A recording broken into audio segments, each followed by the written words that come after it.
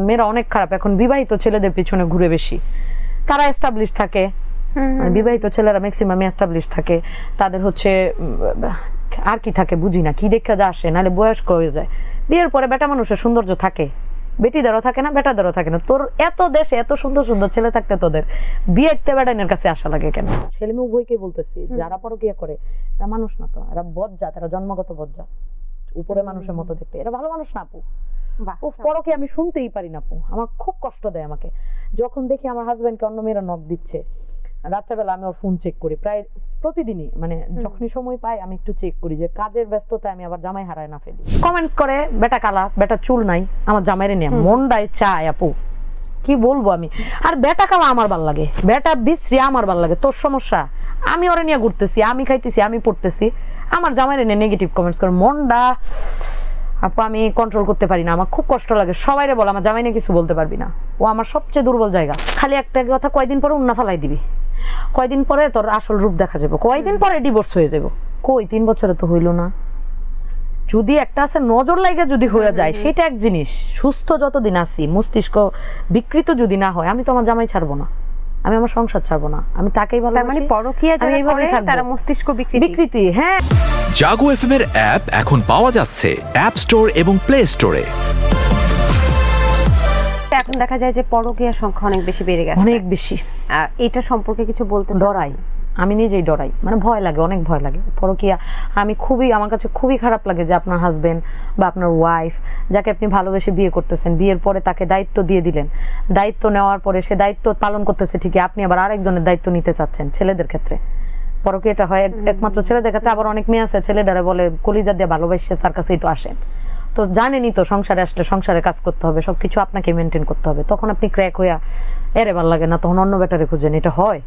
তাহলে তো আপনার ভিতরে সমস্যা। ছেলে মেয়ে উভয়কে বলতেছি, যারা পরকীয়া করে এরা মানুষ না, তো এরা বজ্জাত, এরা জন্মগত বজ্জাত, উপরে মানুষের মতো দেখতে। এরা ভালো মানুষ না আপু। পরকীয়া আমি শুনতেই পারি না আপু, আমার খুব কষ্ট দেয় আমাকে যখন দেখি আমার হাজবেন্ডকে অন্য মেয়েরা নক দিচ্ছে। রাত্রেবেলা আমি ওর ফোন চেক করি প্রায় প্রতিদিনই, মানে যখনই সময় পাই আমি একটু চেক করি যে কাজের ব্যস্ততায় আমি আবার জামাই হারায় না ফেলি। আমি আবার ওর ফোন চেক করি, কারণ মেয়েরা অনেক খারাপ এখন বিবাহিত ছেলেদের পিছনে ঘুরে বেশি।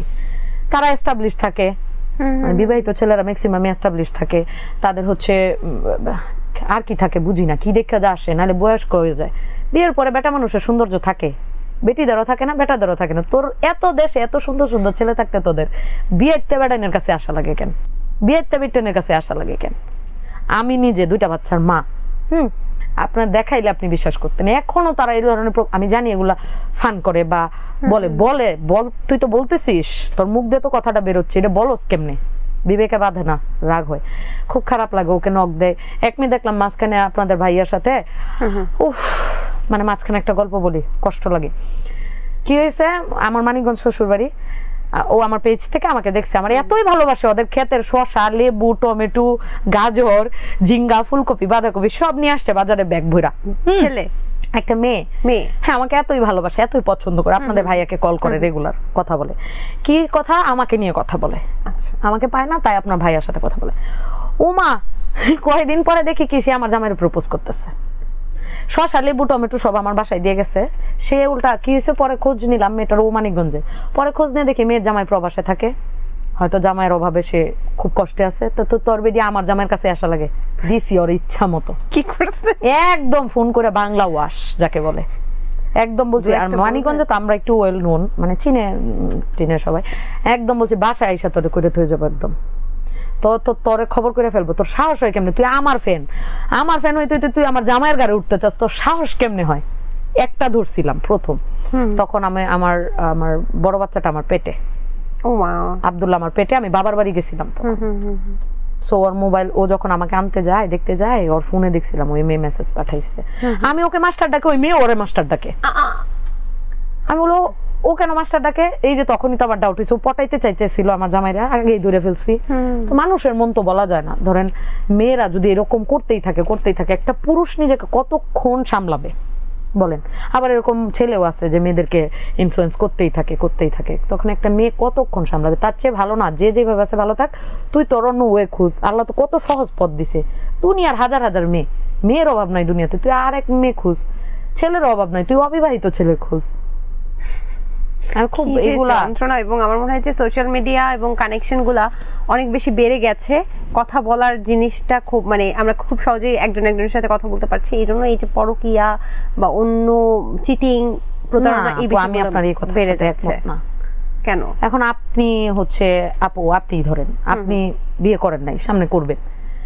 এখন যতই সোশ্যাল মিডিয়া থাক, আপনার যদি বিবেক মনুষ্যত্ব থাকে, আপনি অ্যাজ এ হিউম্যান বিং আপনার বিবেক আর মনুষ্যত্ব থাকতে আপনি কি এটা মানে কেউ যদি আপনার সামনে এসে বলেও সমৃদ্ধি তোমার জামাই আছে, আমি তোমার তাও ভালোবাসি, আইসা পড়ো, আপনি যাবেন?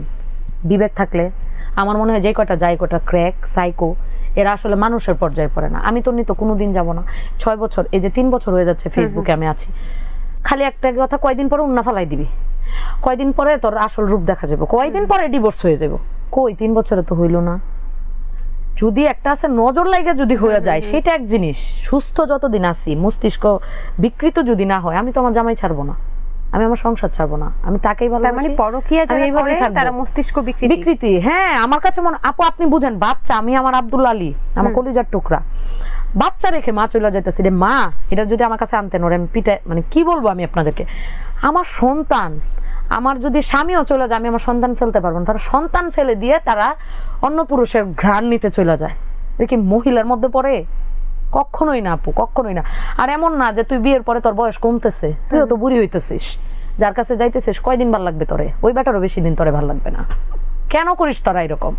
আমি এইসব মানুষ আপু দেখতেও পারি না, আমার পছন্দও না। এই ধরনের মেয়েরাও যারা এই যে বেটারদের ডিস্টার্ব করে, আমি এই মেয়েদেরকে মানে আমার কি যে মন চায় আপু, আমি আপনার ভাষায়, আমি খুব লয়াল একটা মেয়ে, এক বেটারে ভালোবাসছি, মরার রাগ পর্যন্ত এই বেটারেই ভালোবাসতে চাই। তা কমেন্টস করে বেটা কালা, বেটা চুল নাই, আমার জামাইরে নিয়ে মনটাই চায় আপু, কি বলবো আমি। আর বেটা কালা আমার ভাল লাগে, বেটা বিশ্রী আমার ভাল লাগে। তোর সমস্যা? আমি ওরে নিয়ে ঘুরতেছি, আমি খাইতেছি, আমি পড়তেছি, আমার জামাইরে নিয়ে নেগেটিভ কমেন্টস করে, মনটা আপু আমি কন্ট্রোল করতে পারি না, আমার খুব কষ্ট লাগে। সবাইরে বল আমার জামাই নিয়ে কিছু বলতে পারবি না, ও আমার সবচেয়ে দুর্বল জায়গা। জাগো এফএম এর অ্যাপ এখন পাওয়া যাচ্ছে অ্যাপ স্টোর এবং প্লে স্টোরে।